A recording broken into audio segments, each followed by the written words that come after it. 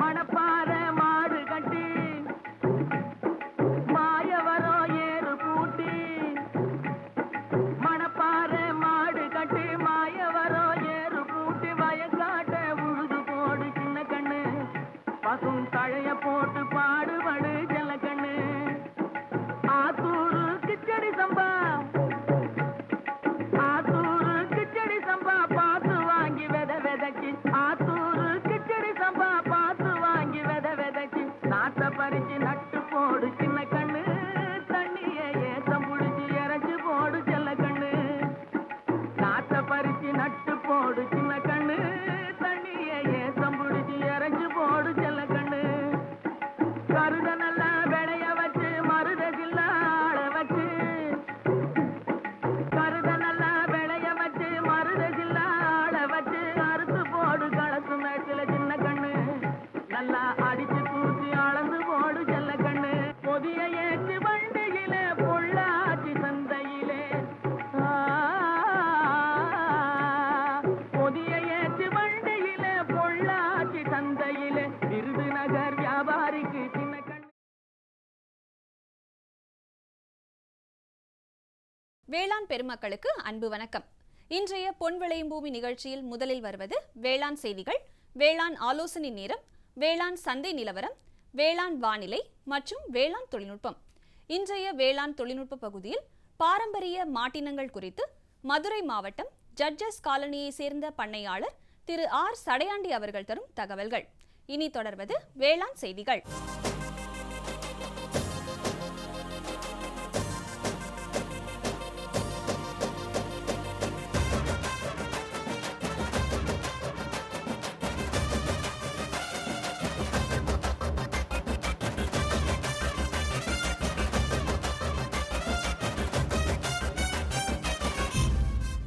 வேளாண்மையாளர்களுக்கு அன்பு வணக்கம். வணக்கம். வேளாண் செய்திகள். முதலில் வருவது மாத்தி யோசிச்சேங்க. தேசிய உணவு பாதுகாப்பு திட்டத்தின் மூலம் பச்சை பயிறு சாகுபடி செய்து பயனடைந்த நாமக்கல் மாவட்டம் புதுச்சத்திரம் பகுதியை சேர்ந்த வேளாண்மையாளர் திரு பி ஸ்டாலின் அவர்கள் தரும் தகவல்கள். வேளாண் ஆலோசனை நேரத்தில் நாமக்கல், சேலம், தருமபுரி, கிருஷ்ணகிரி ஆகிய மாவட்டங்களுக்கான வேளாண் அறிவிக்கை மற்றும் இன்றைய தாவர பகுதியில் மணத்தக்காளி. இன்றைய தகவல் நேரத்தில் துவரையில் உயர் விளைச்சல் தரும் ரகங்கள். இன்றைய வேளாண் சந்தையில் வேளாண் ஒழுங்குமுறை விற்பனை கூடங்களின் வேளாண் விளைபொருட்களின் விலை நிலவரம். மணப்பாறை உழவர் சந்தையில் காய்கறிகளின் இன்றைய விலை நிலவரம். ஈரோடு மாவட்டம் சத்தியமங்கலம் மலர் சந்தையில் வணிக மலர்களின் இன்றைய விலை நிலவரம். வேளாண் வானிலையில் வடகிழக்கு மண்டல மாவட்டங்களுக்கான வானிலை அறிவிக்கை, உழவர்களுக்கான வானிலை முன்னறிவிப்பு. விரிவான செய்திகள். மாத்தி யோசிச்சேங்க. நவீன இந்திய வேளாண்மையில் மத்திய அரசின் கீழ் இயங்கும் தேசிய உணவு பாதுகாப்பு திட்டமானது பல்வேறு பயிர்களுக்கான திட்ட ஆலோசனைகளையும் சாகுபடி குறிப்புகளையும் வழங்கி வருகிறது. மேலும் இத்திட்டத்தின் மூலம் பயிர் வகை பயிர்களின் தரத்தினை உயர்த்தவும் மகசூலை அதிகரிக்கவும் வேளாண்மையாளர்களுக்கு திட்டங்களை செயல்படுத்தி வருகிறது. அந்த வகையில் தேசிய உணவு பாதுகாப்பு திட்டத்தின் மூலம் பச்சை பயிறு சாகுபடி குறித்து நாமக்கல் மாவட்டம் புதுச்சத்திரம் பகுதியைச் சேர்ந்த வேளாண்மையாளர் திரு பி ஸ்டாலின் அவர்கள் தரும் தகவல்கள்.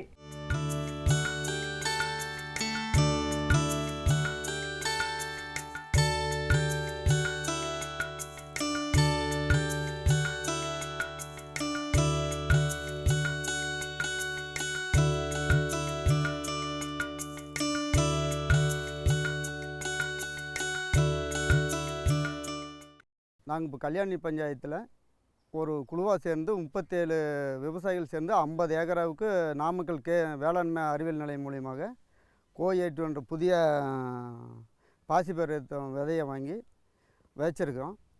இப்போ இது வந்து ஒரு 60 நாள்லேருந்து ஒரு 65 நாள் அந்த வயது உடைய ஒரு குறுகிய கால ரகங்க.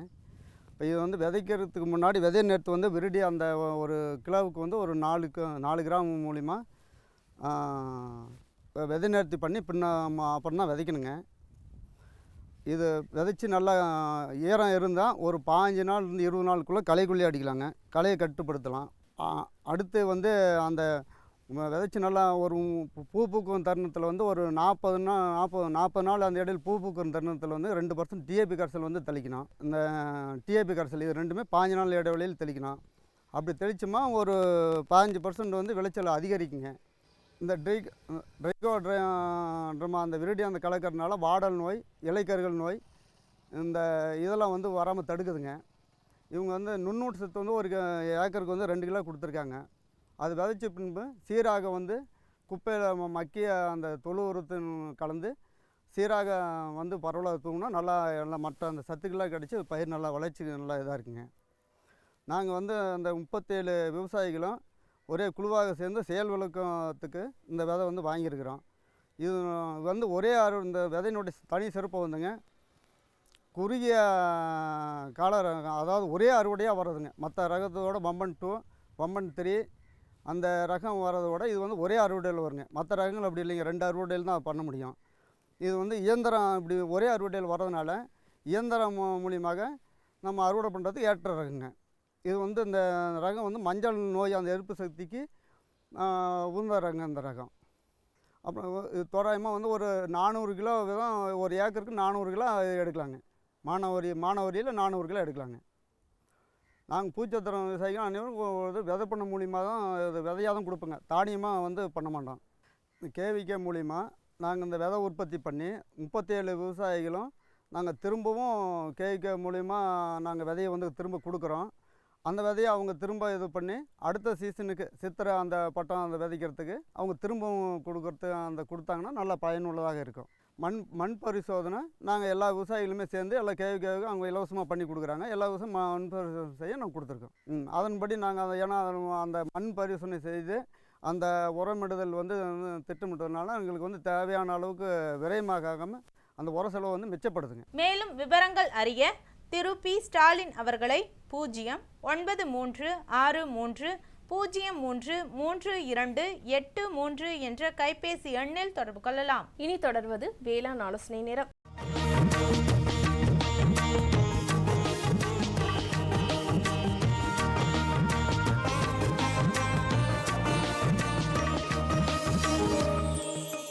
நாமக்கல், சேலம், தர்மபுரி மற்றும் கிருஷ்ணகிரி ஆகிய மாவட்ட வேளாண்மையாளர்களுக்கு வேளாண் அறிவுரை. வரும் 4 நாட்களுக்கு வறண்ட காலநிலையே நிலவக்கூடும். பகல் நேர வெப்பநிலை அதிகமாக உள்ளதால் முட்டை கோழிகளின் முட்டை உற்பத்தி குறைய வாய்ப்புள்ளது. முட்டைகளின் உற்பத்தியை அதிகரிக்க கோழி தீவனங்களில் அமினோ ஆசிட் மற்றும் சோடியம் பைகார்பனேட் கலந்த கலவையை சேர்க்க வேண்டும். கோழிகளுக்கு ஏற்படும் ராணிகேட் வைரஸ் நோயை கட்டுப்படுத்த நோய் தடுப்பு முறைகளை பின்பற்ற வேண்டும். நாமக்கல் வேளாண் அறிவியல் மையத்தின் சிறப்பு ஆலோசனைகள். நிலவும் வறட்சி கால நிலைகளால் மாம்பழம், சப்போட்டா, கொய்யா, மாதுளை போன்ற பழ மரங்களுக்கு வாடல் ஏற்பட வாய்ப்புள்ளது. இதனை சமாளிக்க தேவையான கால இடைவேளைகளில் நீர்ப்பாசனம் செய்து மண்ணின் ஈரப்பதத்தை பாதுகாக்கலாம். தொடரும் வேளாண் ஆலோசனை நேரத்தில் இன்றைய தாவர பகுதியில் மணத்தக்காளி. மணத்தக்காளியின் சாகுபடி குறிப்புகளை இங்கு காண்போம். பயிரிட ஏற்ற மண் மற்றும் காலநிலை. வெப்ப மற்றும் மிதவெப்ப மண்டல பகுதிகளில் 2000 மீட்டர் குத்து உயரத்தில் மணத்தக்காளி நன்கு வளரும். அங்கக தன்மை அதிகமுள்ள மண் இதற்கு ஏற்றது. இது வறண்ட கற்கள் நிறைந்த மணற்பாங்கான அல்லது ஆழமான மண்ணில் நன்கு வளரும். நீர் மேலாண்மை. நாற்றாங்கால் மற்றும் பயிருக்கு 1 வார இடைவெளியில் பாசனம் செய்ய வேண்டும். பயிரில் பூ அரும்பும் வரை பாசனம் செய்ய வேண்டும். பயிர் பாதுகாப்பு. தண்டு துளைப்பான், மாவு பூச்சி மற்றும் இலை பிணைக்கும் புழு ஆகியவை பயிரில் காணப்படும். வேர்முடிச்சு புழு, வாடல் நோய் ஆகியவற்றை நிலம் சுத்தம் செய்தல், பயிர் சுழற்சி மற்றும் பயிர் எச்சங்களை எரிப்பதன் மூலம் கட்டுப்படுத்தலாம். அறுவடை. மண் மற்றும் காலநிலையை பொறுத்து மணத்தக்காளி 4 முதல் 6 மாதங்களில் அறுவடைக்கு தயாராகும். மகசூல். மணத்தக்காளி 1 ஹெக்டருக்கு 12 முதல் 20 டன்கள் வரை மகசூலை பெறலாம். மேலும் விவரங்கள் பெற www.agritech.tnau.ac.in என்ற இணையதளத்தை பார்க்கவும். இனி வருவது தகவல் நேரம். இன்றைய தகவல் நேரத்தில் துவரையில் உயர் விளைச்சல் தரும் ரகங்கள். துவரையின் ரகங்கள். குறுகிய கால ரகங்கள் 100 முதல் 110 நாட்கள். நடுத்தர வயதுடைய ரகங்கள் 120 முதல் 130 நாட்கள். நீண்ட கால ரகங்கள் 180 நாட்கள். துவரையில் குறுகிய கால ரகங்கள். வம்பன் 1. இந்த ரகம் ஆடிப்பட்டம் மற்றும் கோடை காலத்திற்கு உகந்த ரகமாகும். இந்த ரகத்தினை தென் மாவட்டங்களில் ஆடிப்பட்டம், கோடை காலங்களில் அதிகமாக பயிரிடலாம். இந்த ரகம் மானாவாரியில் சராசரியாக 840 கிலோவும், இரவையில் சராசரியாக 1200 கிலோவும் விளைச்சல் தரவல்லது. துவரையில் நடுத்தர வயதுடைய ரகங்கள். கோ RG 7. இந்த ரகம் அகில இந்திய அளவில் கோ RG 9701 என பெயரிடப்பட்டு ஆந்திரா, கர்நாடகா, தமிழ்நாடு, ஒரிசா மாநிலங்களில் பயிரிட பரிந்துரை செய்யப்பட்டது. இந்த ரகம் ஒரு ஹெக்டருக்கு சராசரியாக 2800 கிலோ வரை விளைச்சல் தரவல்லது. நீண்ட கால ரகங்கள். கோ 6. சடுதி மாற்றம் மூலம் SA1 என்ற ரகத்தில் பெறப்பட்ட இந்த ரகம் எல்லா மாவட்டங்களுக்கும் ஆடிப்பட்டத்தில் பயிரிட ஏற்றது. இந்த ரகம் சராசரியாக 900 கிலோ விளைச்சல் தரவல்லது. வம்பன் 2. ICPL 341 பவானி சாகரில் இருந்து தேர்வு செய்யப்பட்டது. இந்த ரகம் SA1 ரகத்தை விட 20% அதிக விளைச்சல் உடையது. இந்த ரகம் ஒரு ஹெக்டருக்கு 1050 கிலோ விளைச்சல் தரவல்லது. இந்த பலவிதமான வயதுடைய துவரை ரகங்களை அந்தந்த மாவட்டத்திற்கேற்ற பருவநிலையில் பயிரிட்டு விவசாயிகள் பயன்பெறுமாறு கேட்டுக்கொள்ளப்படுகிறார்கள். வம்பன் 3. இந்த ரகம் வம்பன் 1 மற்றும் குல்பர்கா ஆகிய ரகங்களை ஒட்டு சேர்த்து பின்னர் தேர்வு செய்து உருவாக்கப்பட்டது. இந்த ரகம் தனி பயிராகவும் கலப்பு பயிராகவும் பயிரிடப்படுகின்றது. இந்த ரகம் சராசரியாக 880 கிலோ விளைச்சல் தரும். APK 1. வறட்சி மற்றும் மலட்டு தேமல் நோய் தாக்குதலுக்கு தாங்கும் தன்மை கொண்ட இந்த ரகம் மதுரை, ராமநாதபுரம், விருதுநகர் மற்றும் சிவகங்கை ஆகிய மாவட்டங்களுக்கு ஏற்ற ரகமாகும். விளம்பர இடைவேளைக்கு பிறகு வேளாண் செய்திகள் தொடரும். சரிங்க சரிங்க. இவ்ளோ நேரம் சிரிச்சு யார்கிட்ட பேசிட்டு இருந்தீங்க? விவசாயிகள் கால் சென்டர் நிபுணர்கிட்ட பயிர்கள் பத்தின யோசனை கேட்டுட்டு இருந்தேன். காலையில சரி, மதியானம் கூடவா? விவசாயிகள் கால் சென்டர் காலையில 6 மணில இருந்து ராத்திரி 10 மணி வரை திறந்திருக்கும். ஞாயிற்றுக்கிழமை கூடவா? ஆமா, வருஷத்துல 365 நாளும் திறந்திருக்கும். விவசாயம் சம்பந்தப்பட்ட பிரச்சனைகளுக்கு தங்கள் மொழியில் உடனே தீர்வு பெற இந்தியாவில் எங்கிருந்தும் எந்த போன் மூலமும் தேசிய ஹெல்ப்லைன் நம்பர் 1800-180-1551 தொடர்பு கொள்ளவும். இனி வருவது வேளாண் சந்தை.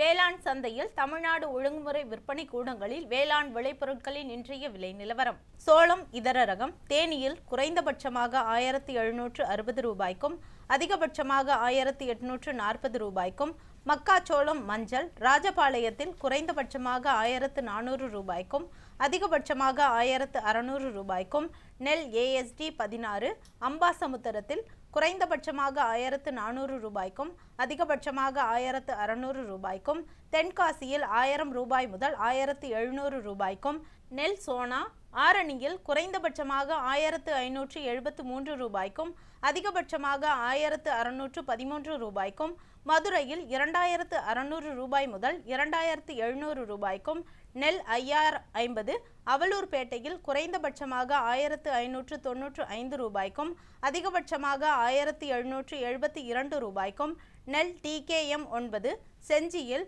குறைந்தபட்சமாக 1759 ரூபாய்க்கும் அதிகபட்சமாக 2040 ரூபாய்க்கும், விழுப்புரத்தில் குறைந்தபட்சமாக 1452 ரூபாய்க்கும் அதிகபட்சமாக 1476 ரூபாய்க்கும், கேழ்வரகு இதர ரகம் ஓசூரில் குறைந்தபட்சமாக 3500 ரூபாய்க்கும் அதிகபட்சமாக 4200 ரூபாய்க்கும், பண்ருட்டியில் குறைந்தபட்சமாக 2067 ரூபாய்க்கும் அதிகபட்சமாக 3007 ரூபாய்க்கும், புளி தர்மபுரியில் குறைந்தபட்சமாக 3800 ரூபாய்க்கும் அதிகபட்சமாக 5000 ரூபாய்க்கும், பாப்பாரப்பட்டியில் குறைந்தபட்சமாக 3800 ரூபாய்க்கும் அதிகபட்சமாக 5000 ரூபாய்க்கும், மணிலா இதர ரகம் கடலூரில் குறைந்தபட்சமாக 6961 ரூபாய்க்கும் அதிகபட்சமாக 8225 ரூபாய்க்கும், கரூரில் குறைந்தபட்சமாக 4200 ரூபாய்க்கும் அதிகபட்சமாக 4400 ரூபாய்க்கும், பச்சை பயறு உயர்தரம்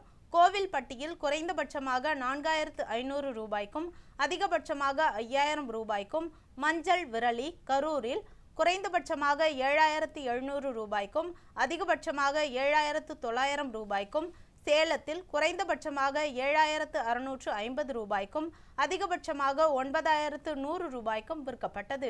மணப்பாறை உழவர் சந்தையில் காய்கறிகளின் இன்றைய விலை நிலவரம். கத்திரிக்காய் 1 கிலோ 70 ரூபாய்க்கும், வெண்டைக்காய் 1 கிலோ 50 ரூபாய்க்கும், அவரைக்காய் 1 கிலோ 70 ரூபாய்க்கும், புடலங்காய் 1 கிலோ 38 ரூபாய்க்கும், சொரைக்காய் 1 கிலோ 14 ரூபாய்க்கும், பாகற்காய் 1 கிலோ 50 ரூபாய்க்கும், பீர்க்கங்காய் 1 கிலோ 44 ரூபாய்க்கும், மாங்காய் 1 கிலோ 20 ரூபாய்க்கும், முருங்கைக்காய் 1 கிலோ 16 ரூபாய்க்கும், கொத்தவரை 1 கிலோ 36 ரூபாய்க்கும், சின்ன வெங்காயம் 1 கிலோ 50 ரூபாய்க்கும், பெரிய வெங்காயம் 1 கிலோ 18 ரூபாய்க்கும், பச்சை மிளகாய் 1 கிலோ 40 ரூபாய்க்கும், தக்காளி 1 கிலோ 22 ரூபாய்க்கும், இஞ்சி 1 கிலோ 38 ரூபாய்க்கும், பரங்கிக்காய் 1 கிலோ 20 ரூபாய்க்கும், பூசணிக்காய் 1 கிலோ 22 ரூபாய்க்கும், வாழைக்காய் காய் ஒன்று 5 ரூபாய்க்கும், தேங்காய் காய் ஒன்று 14 ரூபாய்க்கும், முள்ளங்கி 1 கிலோ 24 ரூபாய்க்கும், கருணைக்கிழங்கு 1 கிலோ 40 ரூபாய்க்கும், உருளைக்கிழங்கு 1 கிலோ 20 ரூபாய்க்கும், பீன்ஸ் 1 கிலோ 80 ரூபாய்க்கும், கேரட் 1 கிலோ 38 ரூபாய்க்கும், பீட்ரூட் 1 கிலோ 36 ரூபாய்க்கும், முட்டைக்கோஸ் 1 கிலோ 20 ரூபாய்க்கும், சௌச்சௌ 1 கிலோ 38 ரூபாய்க்கும், கீரைகள் கட்டொன்று 10 ரூபாய்க்கும், கருவேப்பிலை 1 கிலோ 46 ரூபாய்க்கும், கொத்தமல்லி 1 கிலோ 24 ரூபாய்க்கும், புதினா கட்டொன்று 14 ரூபாய்க்கும் விற்பனை செய்யப்பட்டது. ஈரோடு மாவட்டம் சத்தியமங்கலம் மலர் சந்தையில் வணிக மலர்களின் இன்றைய விலை நிலவரம். கத்தரி ரோஸ் 20 பூக்கள் கொண்ட ஒரு பாக்கெட்டின் விலை 40 ரூபாய்க்கும், மல்லிகை 1 கிலோ 170 ரூபாய்க்கும், முல்லை 1 கிலோ 300 ரூபாய்க்கும், கனகாம்பரம் 1 கிலோ 430 ரூபாய்க்கும், செண்டுமல்லி 1 கிலோ 50 ரூபாய்க்கும், பட்டன் ரோஸ் 1 கிலோ 160 ரூபாய்க்கும், துளசி 1 கிலோ 100 ரூபாய்க்கும், சம்பங்கி 1 கிலோ 150 ரூபாய்க்கும், அரளி 1 கிலோ 170 ரூபாய்க்கும், காக்கடா 1 கிலோ 200 ரூபாய்க்கும், கோழிக்கொண்டை 1 கிலோ 80 ரூபாய்க்கும் விற்கப்பட்டது. இனி வருவது வேளாண் வானிலை.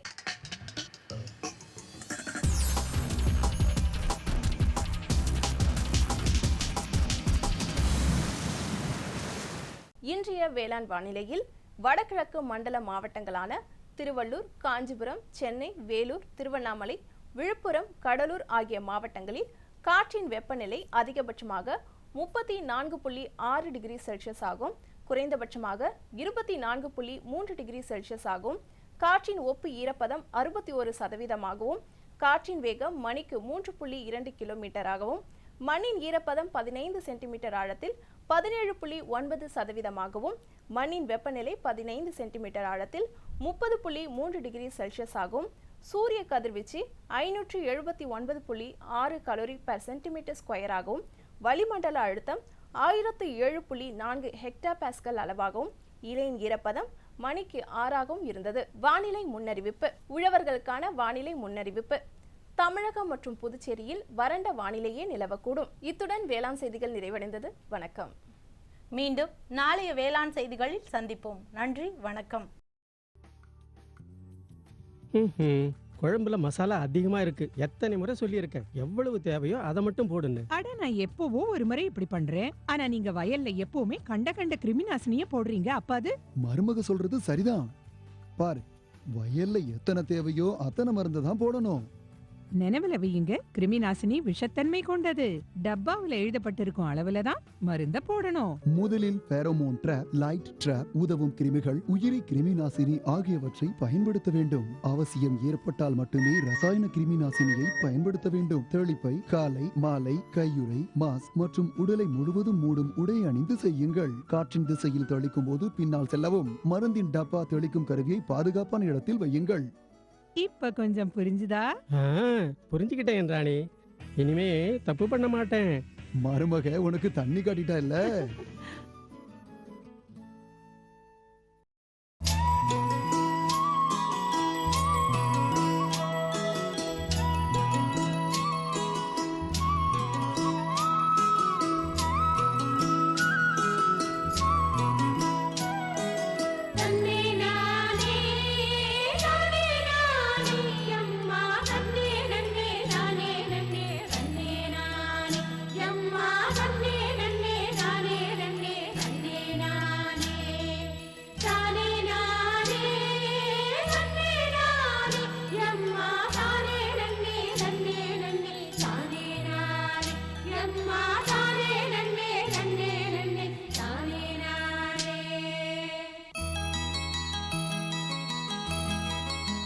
பாரம்பரிய மாட்டினங்களின் தேவைகள் பெருகியுள்ள நிலையில் இவற்றிலிருந்து கிடைக்கப்பெறும் பால், தயிர் மற்றும் நெய் போன்றவற்றின் தேவைகளும் அதிகரித்துள்ளது.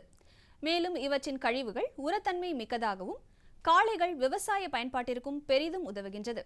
அந்த வகையில் இன்றைய வேளாண் தொழில்நுட்ப பகுதியில் பாரம்பரிய மாட்டினங்கள் குறித்து மதுரை மாவட்டம் ஜட்ஜஸ் காலனியை சேர்ந்த பண்ணையாளர் திரு ஆர் சடையாண்டி அவர்கள் தரும் தகவல்கள்.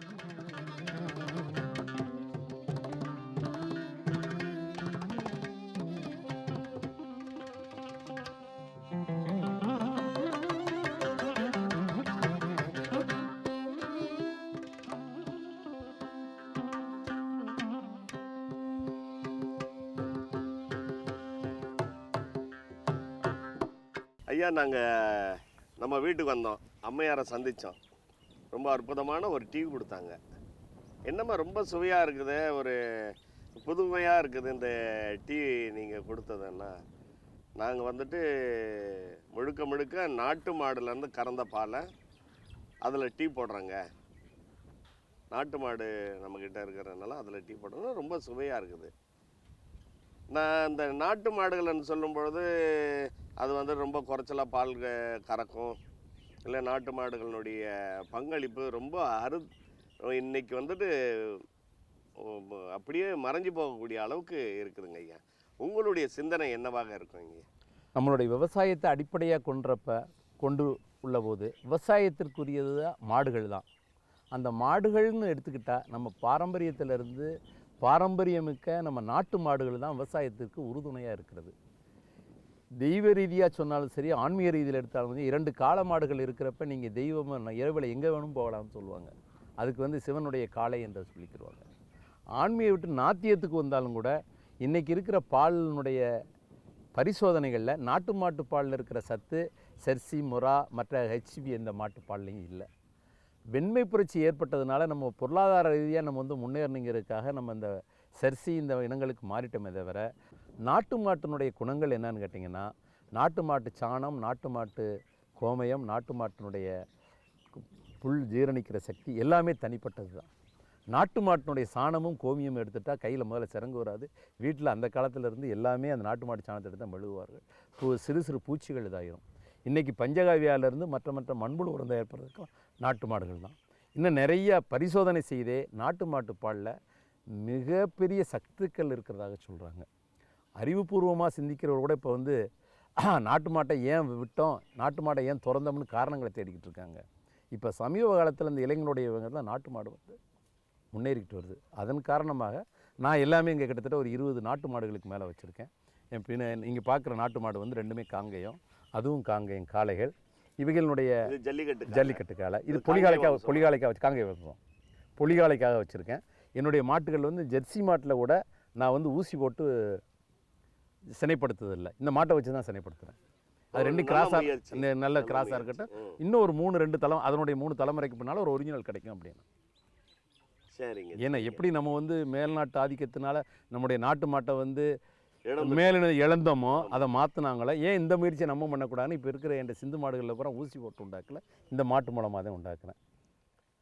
அதனால எப்படிங்க இருக்கு பலன் வந்து எனக்கு பால் ரீதியாக எனக்கு அதிகம் குவான்டிட்டி வைஸ், அதாவது கொள்ளளவில் அதிகம் கிடைக்காட்டினாலும் குறைந்த அளவு கிடைச்சாலும் கூட அதனுடைய நன்மைகள் நிறையா இருக்குது. காலப்போக்கில் இதுவே வர்றப்ப மக்கள் அதை ஏற்றுக்கிறப்ப அதவே விரும்புவாங்க.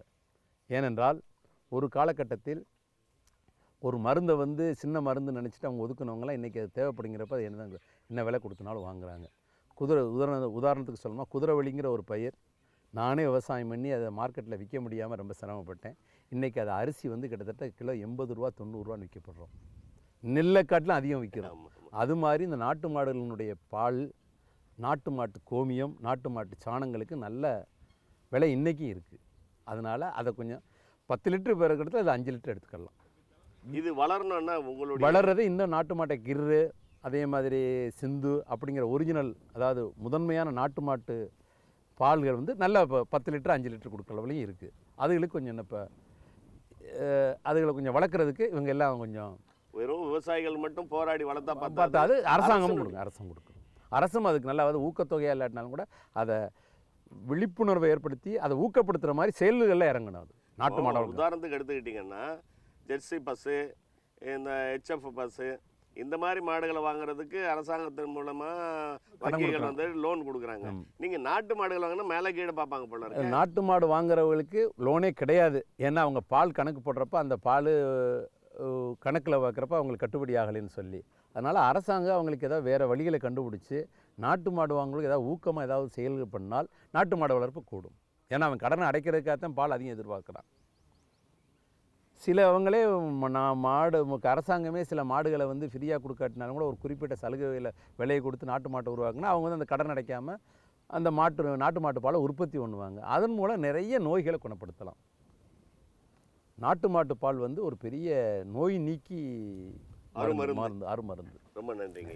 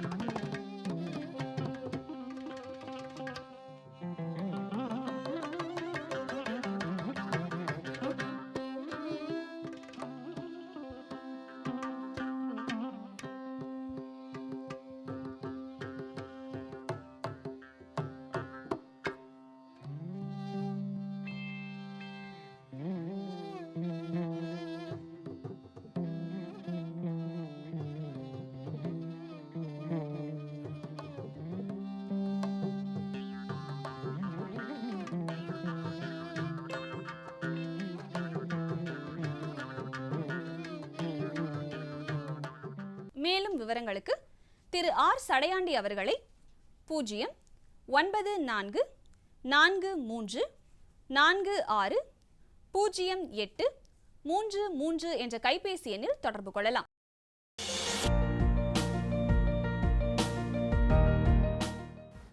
வேம்பு கலந்த யூரியா சிறந்த உற்பத்திக்காக வேம்பு கலந்த யூரியா நம் நாட்டிலேயே 70 லட்சம் டன்னாக அதிகரிக்க 6 ஆலைகள் சீரமைக்கப்படுகின்றன.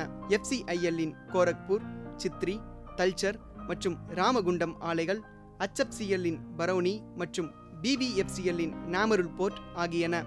பழம் நழுவி பாலில் விழுந்தது போல இப்பொழுது நம் நாட்டிலேயே வேம்பு கலந்த யூரியா உற்பத்தி செய்யப்படும். இதனால் விவசாயிகளுக்கு நன்மையே விளையும். 10% வரை தானிய உற்பத்தி அதிகரிக்கும். மண்ணில் 10 to 15% நைட்ரஜன் திறன் அதிகரிக்கும். சிறந்த உற்பத்திக்கு வேம்பு கலந்த யூரியா.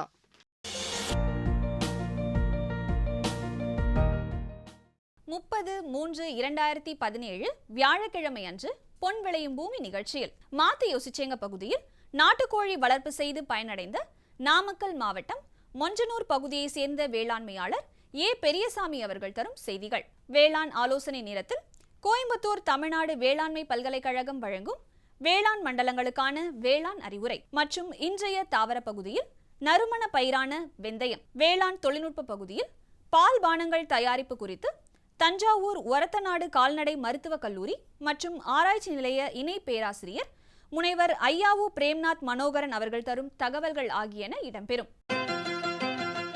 நேர்களே, இன்றைய பொன் விளையும் பூமி நிகழ்ச்சியில் இடம்பெற்ற பகுதிகள் அனைத்தும் உங்களுக்கு மிகவும் பயனுள்ளதாக அமையும் என நம்புகிறோம். பொன் விளையும் பூமி நிகழ்ச்சிகளை நீங்கள் இணையதளத்தின் வழியாகவும் பார்க்கலாம்.